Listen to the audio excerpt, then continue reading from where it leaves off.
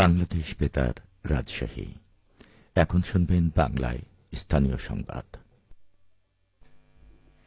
আসসালামু আলাইকুম। বাংলাদেশ বেতার রাজশাহী স্থানীয় সংবাদ পড়ছি রুকসানা আক্তার লাকি। তথ্য সম্প্রচার মন্ত্রী জহির উদ্দিন স্বপন বলেছেন, গণমাধ্যমের স্বাধীনতা নিশ্চিত করতে বর্তমান সরকার অঙ্গীকারবদ্ধ। এ ব্যাপারে তিনি সংশ্লিষ্ট সবার আন্তরিক সহযোগিতা কামনা করেন। তিনি গতকাল রাজধানীর কারওয়ান বাজারে দৈনিক প্রথম আলো কার্যালয় পরিদর্শন শেষে সাংবাদিকদের একথা বলেন। তিনি আরও বলেন, যে কোনো অপরাধ সেটা তাৎক্ষণিক হোক বা সময়ের ব্যবধানে হোক, অবশ্যই জবাবদিহি ও বিচার প্রক্রিয়ার আওতায় আনতে হবে। আসন্ন রমজানের ঈদের আগে হতদরিদ্র, দরিদ্র ও নিম্নবিত্ত পরিবারের মহিলাদের কাছে ফ্যামিলি কার্ডের টাকা পৌঁছে দেওয়া হবে বলে মন্তব্য করেছেন মহিলা ও শিশু বিষয়ক প্রতিমন্ত্রী ফারজানা শারমিন। তিনি গতকাল নাটোরের লালপুরের গৌরীপুর স্কুল মাঠে গণসংবর্ধনা অনুষ্ঠানে এসব কথা বলেন। ফারজানা শারমিন বলেন, প্রায় 12,500 কোটি টাকার উপরে কৃষি ঋণ মওকুফ করা হয়েছে। অনতিবিলম্বে কৃষি কার্ড বিতরণ শুরু হবে। ইমাম, মুয়াজ্জিন সহ ধর্মীয় নেতাদের বেতন ঈদের আগে দেওয়ার চেষ্টা করছে সরকার। সংবর্ধনা শেষে বাবা সাবেক প্রতিমন্ত্রী ফজলুর রহমান পটলের কবর জিয়ারত শেষে নিজ বাড়িতে নেতাকর্মী ও সমর্থকদের সাথে মত বিনিময় করেন তিনি। পবা মোহনপুর আসনের নবনির্বাচিত সংসদ সদস্য অ্যাডভোকেট শফিকুল হক মিলন বলেছেন, নির্বাচনী প্রতিশ্রুতি অনুযায়ী এলাকায় দ্রুত উন্নয়ন কাজ শুরু করা হবে। গতকাল পবা উপজেলা বাংলাদেশ জাতীয়তাবাদী দল বিএনপি ও অঙ্গ সহযোগী সংগঠনের আয়োজনে দারুসা উচ্চ বিদ্যালয় মাঠে দোয়া ও ইফতার মাহফিলে প্রধান অতিথির বক্তব্যে তিনি এসব কথা বলেন। তিনি জানান, প্রধানমন্ত্রী তারেক রহমান ঘোষিত 31 দফা কর্মসূচির আলোকে উন্নয়ন কার্যক্রম বাস্তবায়ন করা হবে। এ সময় তিনি বিএনপির প্রতিষ্ঠাতা শহীদ রাষ্ট্রপতি জিয়াউর রহমান ও সাবেক প্রধানমন্ত্রী খালেদা জিয়ার অবদানের কথা স্মরণ করেন এবং দেশ পরিচালনায় ন্যায় ও নিষ্ঠার সহিত কাজ করার আহ্বান জানান। অনুষ্ঠানে দোয়া ও মোনাজাত শেষে শত শত মানুষের অংশগ্রহণে ইফতার মাহফিল সম্পন্ন হয়। বগুড়া ৩ আসনের নবনির্বাচিত সংসদ সদস্য আব্দুল মহিদ তালুকদার গতকাল দুপচাঁচিয়া প্রেস ক্লাবের সাংবাদিকদের সঙ্গে মত বিনিময় করেছেন।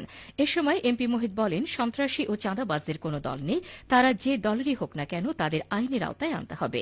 তিনি মাদক ও জুয়া প্রতিরোধে সাংবাদিকদের সক্রিয় সহযোগিতা কামনা করেন এবং আইন শৃঙ্খলা রক্ষায় সবাইকে ঐক্যবদ্ধ থাকার আহ্বান জানান। তিনি আরও বলেন, নির্বাচনের পর এখন উন্নয়ন ও শান্তি প্রতিষ্ঠায় হবে অগ্রাধিকার। গণমাধ্যমের গঠনমূলক সমালোচনা ও তথ্যভিত্তিক প্রতিবেদন প্রশাসনকে সঠিক পথে পরিচালিত করতে সহায়ক হবে বলেও উল্লেখ করেন। মতবিনিময় সভায় উপস্থিত ছিলেন প্রেস ক্লাবের সভাপতি গোলাম ফারুক, সহসভাপতি ইমদাদুল হক, সাধারণ সম্পাদক কে এম বেলাল সহ অন্যান্য সদস্যরা।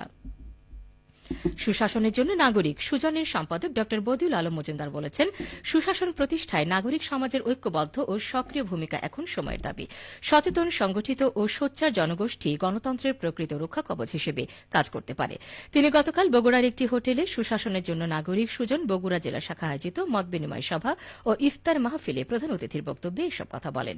এ সময় তিনি আরও বলেন, কেবল রাজনৈতিক পরিবর্তনই যথেষ্ট নয়, বরং জনগণের প্রকৃত ক্ষমতায়ন ছাড়া টেকসই গণতন্ত্র নিশ্চিত করা সম্ভব নয়। দেশের গণতান্ত্রিক কাঠামোকে শক্ত ভিত্তির উপর দাঁড় করাতে হলে তৃণমূল পর্যায়ে নাগরিক সচেতনতা ও অংশগ্রহণের বিকল্প নেই। পাবনা সদর উপজেলায় 2025-26 অর্থ বছরে খরিফ মৌসুমে গ্রীষ্মকালীন পেঁয়াজ কন্দ বীজ উৎপাদন এবং সংরক্ষণ বিষয়ে প্রশিক্ষণ অনুষ্ঠিত হয়েছে।